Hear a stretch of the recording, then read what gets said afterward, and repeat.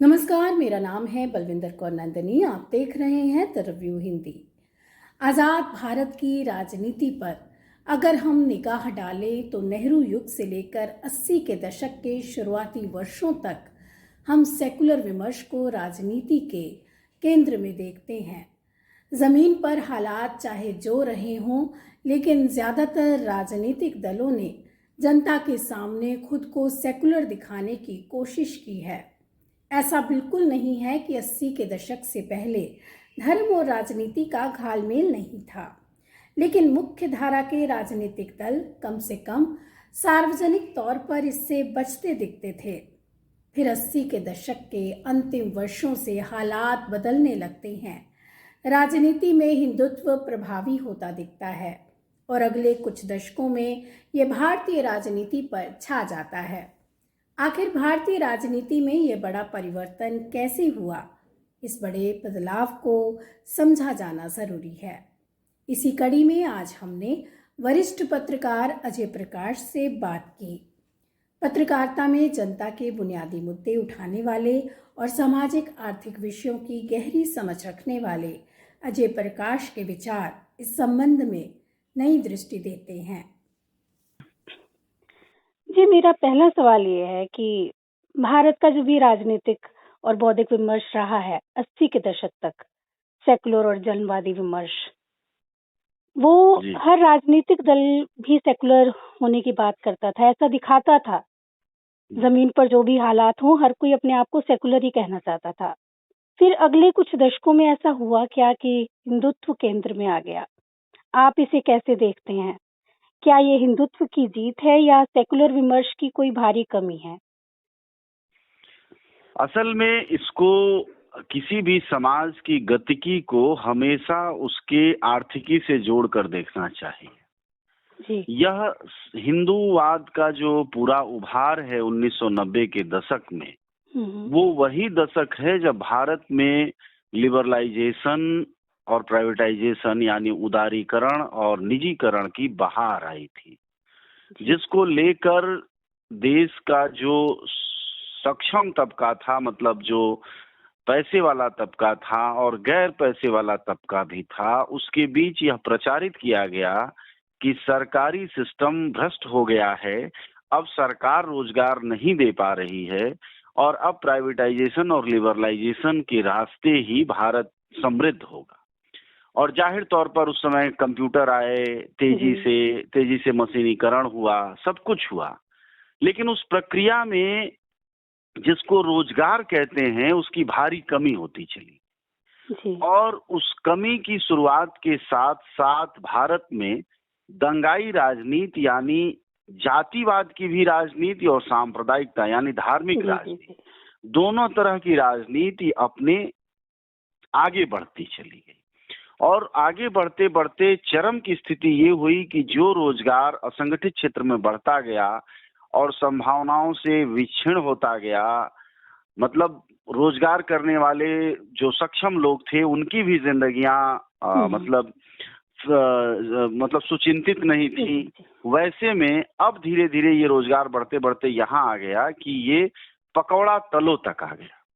जब प्रधानमंत्री ये कहते हैं कि पकौड़ा तलना एक रोजगार है, वह वक्त होता है इस देश का जबकि इस देश में सांप्रदायिक मन अपने चरम पर होता है। यानी मेरा ये कहना है, जो आपका सवाल था कि 80 के दशक से लेकर और अब तक जो सेकुलरिज्म अपने आप में सांप्रदायिकता में बदल गई और धर्मनिरपेक्षता की बात करने वाले लोग या फिर बैक फुट पर हैं परंतु लगा रहे हैं, या फिर वह हिंदूवादी हो गए हैं या कट्टरपंथी हो गए हैं या दक्षिणपंथी हो, उसके मूल में बेरोजगारी है और उसके मूल में जो है वह नागरिक होने के बोध की कमी है। यह सब कुछ जब हो रहा था तो आप देखेंगे कि इस देश में हर तरह के आंदोलन कमजोर हुए। छात्र आंदोलन छात्र संघ से खत्म हो गए, महिला आंदोलन, ट्रेड यूनियन के आंदोलन, सभी फैक्ट्रियों से ट्रेड यूनियन खत्म किया गया, आंदोलनकारियों को अपराधी करार दिया गया, भ्रष्ट बताया गया और उन नागरिकों के बीच, देश की बड़ी आबादी के बीच यह बात फैलाई गई कि संगठित होना अपने आप में एक पाप है, एक अपराध है। इस तरह का एक भाव पैदा हुआ। जी। लेकिन दूसरी तरफ हिंदुवाद, कट्टरपंथ, दोनों तरह का कट्टरपंथ, चाहे दूसरे धर्मों का कट्टरपंथ हो या हिंदुओं का कट्टरपंथ हो, यह एक संगठित समूह बनता चला। यानी नागरिक अधिकार आंदोलन तो इस बीच लगातार कमजोर हुए उदारीकरण, निजीकरण के बाद, लेकिन सांप्रदायिकता और जातिवाद का जो सांगठनिक क्षमता थी वह बढ़ती गई। और आज जब आप देखती हैं उसको, या देश देखता है, तो वह अपने विपर्य के दौर में है और सांप्रदायिकता सर्वाधिक संगठित है और सेकुलरिज्म सर्वाधिक बिखरा हुआ है। उसी का यह परिणाम है। जी। मेरा दूसरा सवाल ये है अजय जी कि आप मीडिया से एक लंबे समय से जुड़े हुए हैं। आप मेन स्ट्रीम मीडिया के बारे में क्या कहेंगे जो फिलहाल सत्ता की चरण वंदना में जुटा हुआ है? क्या वो फिर से जनवादी मुद्दों की तरफ मुड़ेगा या हालात और भी ज्यादा बिगड़ेंगे? देखिए, क्या है कि मीडिया अपने आखिरी चरण पर भी है, मतलब चरण वंदना तो कर ही रहा है, लेकिन अपनी भविष्य और अपनी विश्वसनीयता के आखिरी चरण पर भी है, क्योंकि भारतीय मीडिया का बड़ा हिस्सा की बड़ी आर्थिकी, मतलब चैनल हो या अखबार हो या दूसरे तरह के मीडिया माध्यम हो, उनके खर्चे का बड़ा हिस्सा 90% के आसपास, और कुछ मीडिया माध्यमों का तो 100% के आसपास सरकारें ही वहन करती हैं। तो जिन मीडिया माध्यमों को सरकार चलाएंगी, नागरिक नहीं चलाएंगे, या विज्ञापन के जरिए कोई तरीका नहीं होगा चलाने का, तो जाहिर तौर पर ये सरकार की तरफ नहीं हुए हैं, बल्कि सरकार की दया पर पल रहे हैं। इनका कोई स्वतंत्र अस्तित्व नहीं बचा है। ऐसा नहीं है कि ये चाहें तो कुछ और कर सकते हैं, ये कुछ नहीं चाह सकते। दूसरी बात कि सोशल मीडिया के आने के बाद एज ए न्यूज ऑर्गेनाइजेशन सभी बड़े मीडिया हाउसेस का कोई क्रेडिबिलिटी नहीं रह गई। जैसे इस देश की पहली खबर ट्विटर, फेसबुक या यूट्यूब पर आती है, वैसे में इनके पास एकमात्र जरिया अब जर्नलिज्म के लिए बचा है कि सरकारों का ही गान करें, और यह अपने आखिरी स्टेज पर हैं जब इनकी विश्वसनीयता खत्म होती जा रही है और इनके दर्शक, इनके पाठक, इनका रेवेन्यू सब कुछ नीचे की तरफ जा रहा है।